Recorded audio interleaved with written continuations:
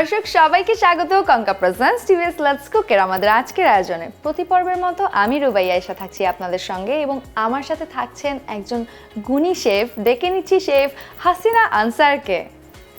Hello. Hello, কেমন আছো? আমি খুব ভালো আছি, আপনাকে দেখে আরো ভালো লাগছে। আপনি কেমন আছেন? আমিও খুব ভালো আছি এবং তোমাকে খুবই প্রিটি লাগছে এই কালারে। থ্যাংক ইউ সো মাচ, আপনাকেও বরাবরের মতো খুব সুন্দর লাগছে। Thank you. আজকে আমরা দর্শকদের জন্য কোন রেসিপিটি করে দেখাবো? আমি আজকে একটি সুইট ডিশ করব, খুবই ইয়ামি। তো আমার ডিশের নাম হচ্ছে মাখান্তি হালুয়া। বাহ, চমৎকার। চলুন দর্শক আর দেরি না করে শুরু করা যাক। তাহলে আজকে আমরা প্রথমে কি করব? প্রথমে আমার হচ্ছে উপকরণগুলো আগে শেয়ার করি। কি কি উপকরণ? আমাদের মেন উপকরণ হচ্ছে সুজি। ওকে। আমি এখানে সুজি নিয়েছি, লিকুইড দুধ নিয়েছি, ক্যাশু নাট নিয়েছি, কিশমিশ, এলাচি এবং বাদাম কুচি নিয়েছি, আর ঘি আর চিনি আর সয়াবিন অয়েল। বাহ, তাহলে প্রথমে কি করছি আমরা? প্রথমে আমি সুজির মধ্যে দুধ দিয়ে সুন্দর করে মাখাবো, দেন আমি কুকিংটা স্টার্ট করব। ওকে, একটা স্পুন লাগে। শিওর। খুবই ইজি একটি রেসিপি এবং হেলদি রেসিপি, কারণ এখানে আমরা বিভিন্ন ধরনের নাটস ইউজ করেছি। আর সুজি তো খুবই হেলদি, আর দুধ তো আমরা জানি।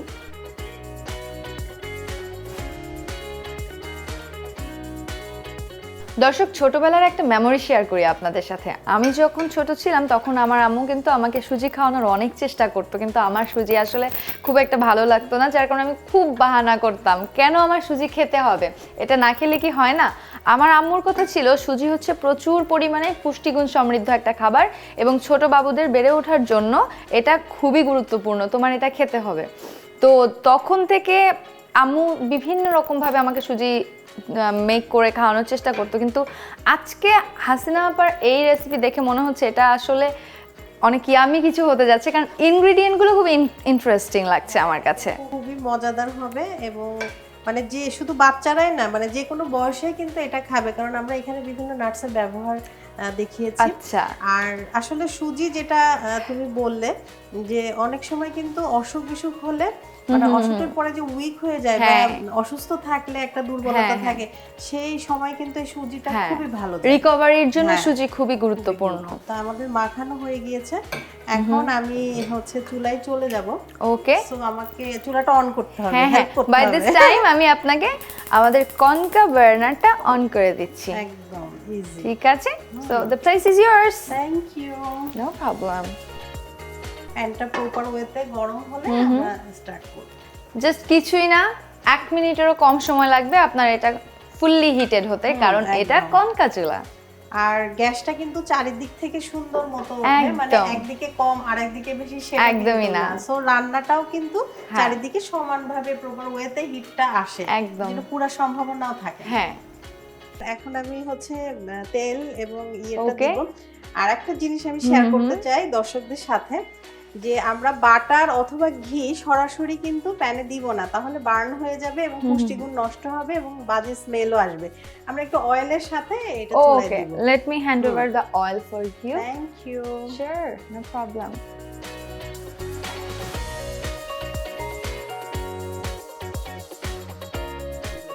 এবার আমি ঘি দিচ্ছি। ঘি তো মানে যেই খাবারে ঘি দেয়া যায় আর খুবই সুন্দর স্মেল বের হয়, যার কারণে মানে খাবারের রুচি কিন্তু অনেক বেড়ে যায়।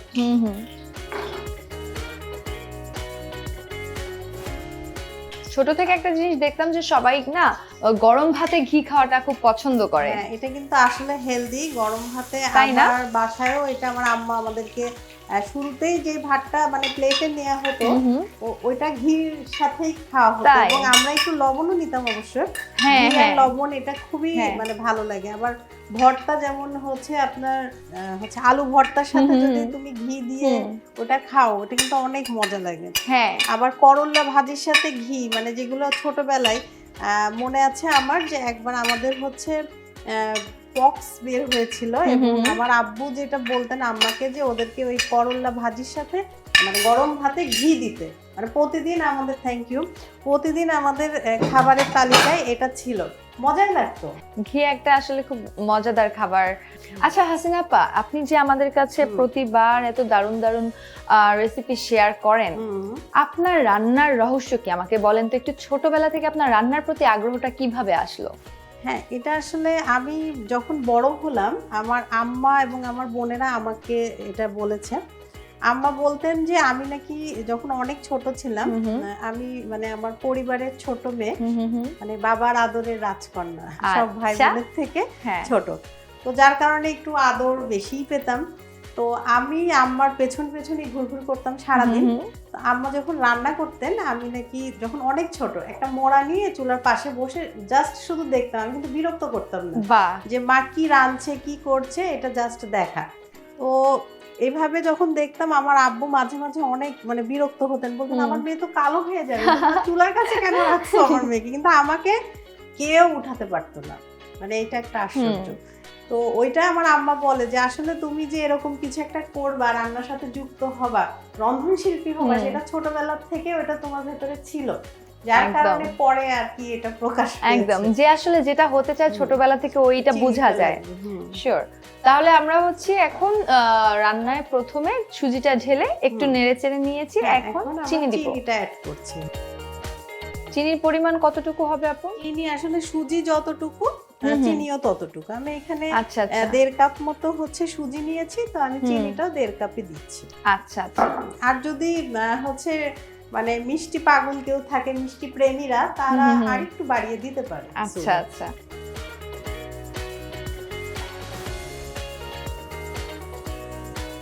আচ্ছা, এই পর্যায়ে আমি এর সাথে একটু দুধও অ্যাড করব। ওকে, এটা লিকুইড মিল্ক ছিল? হ্যাঁ হ্যাঁ, ওকে, লিকুইড মিল্ক ছিল। এই পর্যায়ে আমি দিয়ে দিচ্ছি লিকুইড দুধ।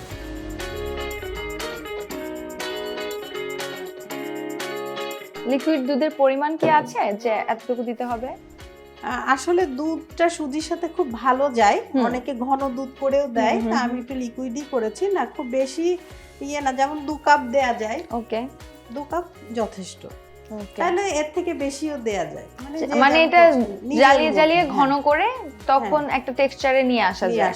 হ্যাঁ, এটাই।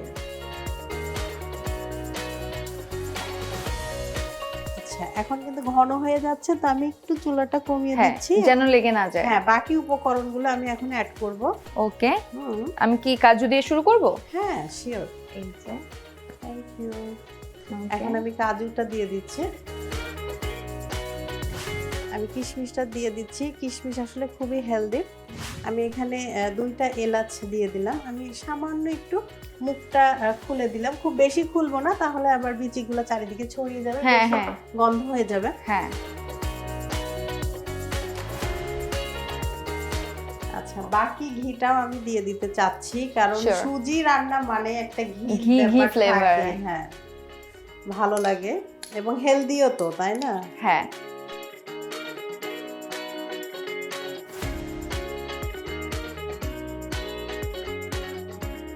আচ্ছা, আমি এখানে বাদাম দিচ্ছি।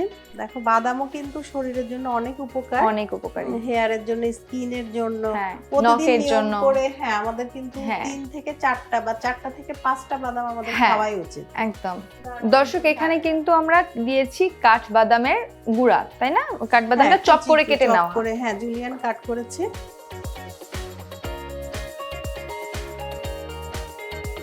তাহলে এখন আপা আমরা রান্নার কোন পর্যায়ে আছি? রান্নার শেষ পর্যায়ে চলে এসেছি এবং খুব সুন্দর ফ্লেভার বের হচ্ছে। ওকে, মানে নাটস এন্ড হচ্ছে তোমার ঘি।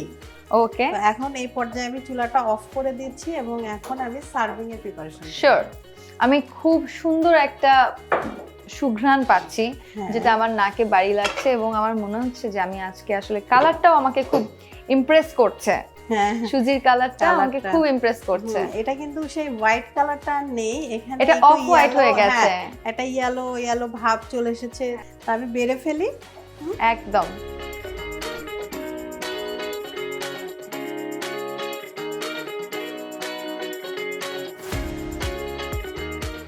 সার্ভিংও কিন্তু একটা বিষয়, আমি এখানে কিছু বলতে চাই, যদি তুমি অনুমতি দাও। অবশ্যই।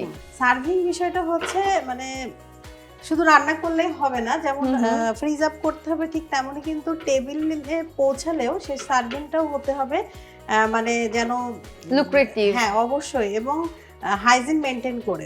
তো এখন আমি এই যে গরম যে স্যুপ অথবা গরম খাবার অথবা এই ধরনের যে ডিশগুলো যদি গরম আমি সার্ভ করি, সেক্ষেত্রে নিচে কিন্তু আমরা একটি প্লেট নিব, আমাদের ধরতে সুবিধা হবে এবং দেখতেও কিন্তু এটা অনেক সোবার লাগবে। একদম। তো যখন স্যুপ টাইপের খুব গরম কিছু আমরা সার্ভ করব, অবশ্যই আমরা নিচে একটি প্লেট রাখবো বা একটি ট্রে রাখবো। দর্শক মনে থাকবে, অবশ্যই থাকবে, কারণ আমাদের দর্শকরাও আমাদের হাসিনা আপার মতোই স্মার্ট। Thank you. আচ্ছা, একটু ডেকোরেশন করতে হবে, যদিও অনেক সুন্দরী তারপরেও ওকে আরেকটু সাজাতে হবে। একদম। হ্যাঁ, আমি এখন যে উপকরণগুলো দিয়েই রান্নাটা করেছি সেগুলো দিয়ে আমি একটু ডেকোরেশন করছি।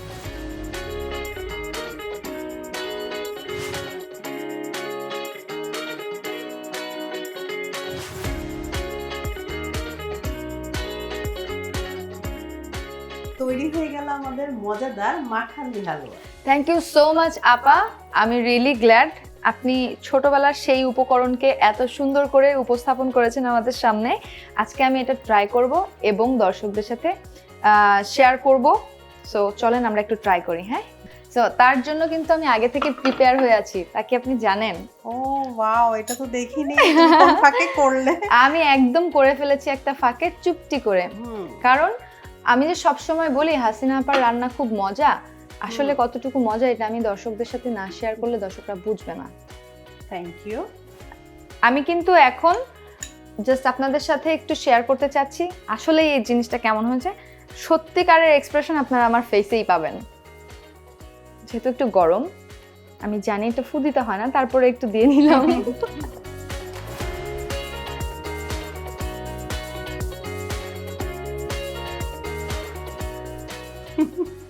না আপা, হবে না, হবে না, না হবে না, কোনোভাবেই হচ্ছে না। এত দারুণ, ওয়াও, এই হালুয়া আমি সবসময় খাবো এখন থেকে। একদম, মানে I cannot speak. আমি স্পিচলেস হয়ে গেছি। আমি আসলে হালুয়া কখনো এভাবে ট্রাই করিনি। দর্শক, আমি যেটা বলেছি ছোটবেলা থেকে হালুয়া আমার পছন্দ ছিল না বা সুজি আসলে আমার পছন্দ ছিল না, কিন্তু হাসিনা আপার এই রেসিপির পর থেকে আজকে থেকে সত্যি সত্যি আমি সুজির ফ্যান হয়ে গেছি। কারণ এই যে ইনগ্রিডিয়েন্টগুলো তিনি ব্যবহার করেছেন, প্রথমেই দেখেছি ঘিয়ের দারুণ একটা দুর্দান্ত একটা ফ্রেগ্রেন্স থাকে, ফ্লেভার থাকে, আর সাথে যে আমার ফেভারিট নাটসগুলো আছে, মিষ্টির পরিমাণ একেবারে পারফেক্ট ছিল, আমি যেরকম পছন্দ করি, না বেশি না কম। থ্যাংক ইউ সো মাচ আপা, ওয়েলকাম অলওয়েজ। দেখা হবে আমাদের আবার পরবর্তী কোনো পর্বে। থ্যাংক ইউ, এত সুন্দর একটি প্রোগ্রামে আমাকে ইনভাইট করেছে। এবং দর্শক, আপনারা যারা আমাদের এই মজাদার রেসিপি এতক্ষণ দেখলেন, অবশ্যই বাসায় ট্রাই করবেন। থ্যাংক ইউ আপা। Thank you. দর্শক, এই ছিল কঙ্কা প্রেজেন্টস টিভিএস লেটস কুকের আমাদের আজকের আয়োজনে। দেখলেনই তো কত দুর্দান্ত একটা রেসিপি হাসিনা আপা আমাদের সাথে শেয়ার করলেন। এমনই সব মজাদার রেসিপি নিয়ে আবারও হাজির হব আমি রুবাইয়া আয়েশা। সেই পর্যন্ত সবাই ভালো থাকবেন, আর হ্যাঁ, আমাদের অনুষ্ঠান ভালো লেগে থাকলে লাইক করবেন, কমেন্ট করবেন, শেয়ার করবেন। আল্লাহ হাফেজ।